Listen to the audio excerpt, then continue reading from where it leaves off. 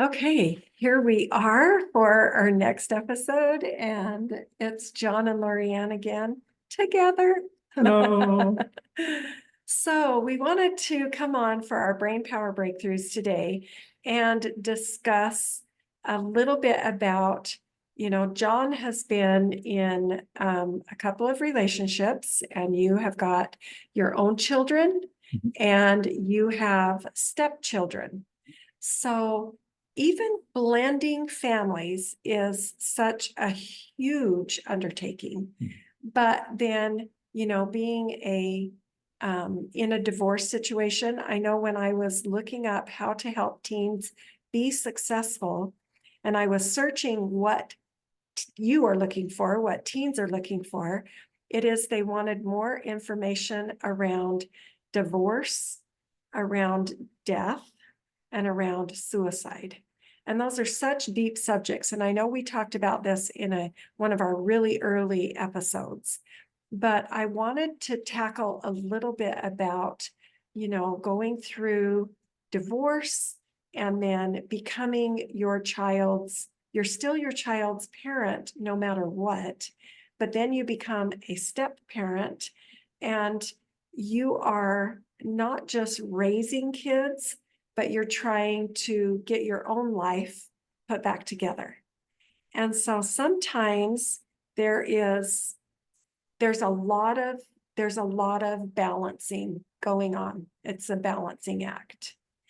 What did you find? I know that I've heard your wife, Amy, say you brought peace and calm to the relationships.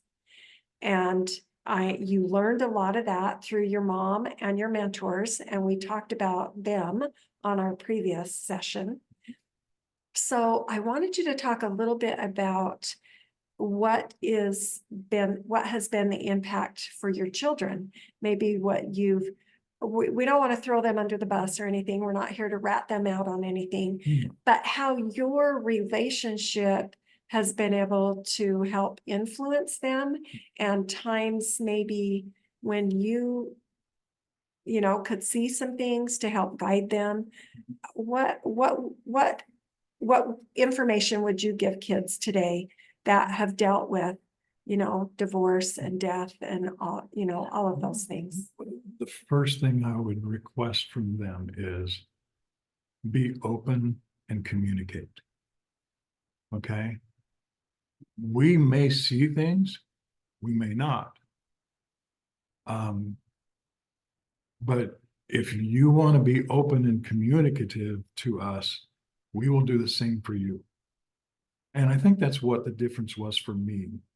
Amy had younger children when we got together, and literally I kind of just became their friend and talked to them all the time, asked them questions. More importantly, I allowed them to ask me questions, because I think in that context, the questions they came to me with, they were looking for specific answers that gave them a comfort level with me. And I was able to do that. And so, my stepchildren, I gave them,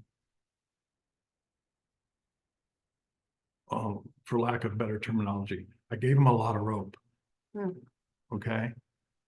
I gave them a lot of rope, but I gave them that rope with a lot of guidance. And they appreciated me for that. They didn't feel like they were being restricted by another set of parents, and so I think that's what helped. And that's what, we both learned from each other a lot better that way. So, it does, to me, it's all about being open and communicating. And, what's that old saying? If it ain't broke, don't fix it. Yeah. Well, they weren't broke. Right. And they needed to know that. Sometimes I think going through a divorce, I remember back when my parents got a divorce. The night they told my brother and I about it, my brother's first response was, "What did we do wrong?" and he was talking about him and I. He said, what did John and I do wrong? Had nothing to do with us, but he didn't know that. Mm. And so that opened up the communication for us to discuss and for my brother and I to learn, oh, it didn't have anything to do with us. We just got caught in the middle. Mm. But by bringing that subject up and asking that question, it had opened up a discussion that revealed a lot of the issues.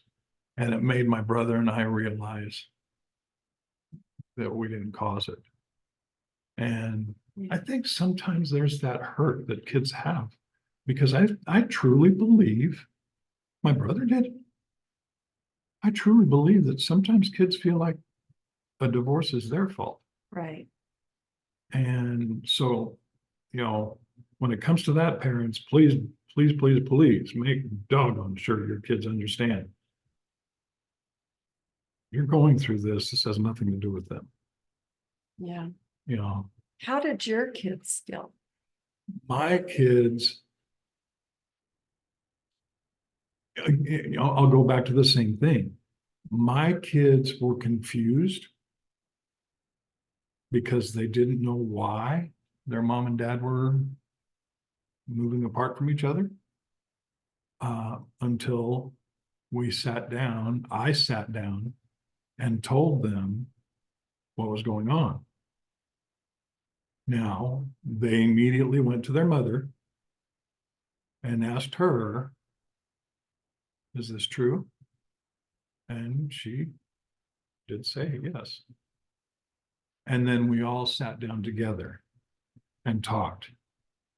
I think a lot of that next conversation for us was what was next. I think the kids were concerned about what's next for them. Were they going to, because they knew in my divorce with my first wife, they knew I was going to stay in this town, but she was going to move to another town. So I'm sure there was that a little bit of angst from them going, who am I going with? Does that mean I'm going to a brand new town, a brand new school, brand new, now I got to find new friends and all this. But that's where the communication comes in. Mom and dad, you've got to open up those lines of communication and let these kids know. Comfort them as much as you can because they're scared. Okay. Anytime something like this happens in the lives of kids, they're going to be scared. So give them that level of comfort that they need, but just open up the lines of communication so they can have an understanding of what's going on and what's next and how it's going to affect them and how it's going to benefit them and all of those different things. I've heard that a lot of people, when this happens, that they bait the children against the other spouse. Unfortunately, that does happen. And so you are opening up the communication, but I also feel like there's got to be some part of the conversation that might not be shared in an aspect of, damaging that relationship with the other parent. Yeah. I mean, a lot of times there's things that happen. We live in a world where things happen, and it's good to be honest, but it also is good to go back into that relationship with the child, making sure that they know it's not their fault. Exactly. And that you get that really clear with them. Mom and dad, we've got some issues, things have happened, it's not your fault. This is choices we've made. It's not because of you. Yep. And so I do see that there is, that communication is so key, as long as you're keeping it with respect. Yes, very much so. The respect issue is huge when it comes to this. We hear so many stories about, this parent said so many bad things about this parent. Yeah. We hear so many stories about kids not being allowed to see their other parent because the one parent just doesn't want to let them see them. Okay. Don't do that. I'm just going to tell you that right out front. Don't do that. Unless there's safety issues. Yeah, no, yeah, that's true. Unless Yeah. there's safety issues, then Yeah. absolutely, Yeah. then you've got to respect that. Yes, because I'm going to tell you, if there's not a safety issue, and you're just doing this out of spite, here's what's going to happen. At some point in time, that child's going to get old enough, they're going to find out what the real truth is. Always. It always comes out. Always comes out. Yeah.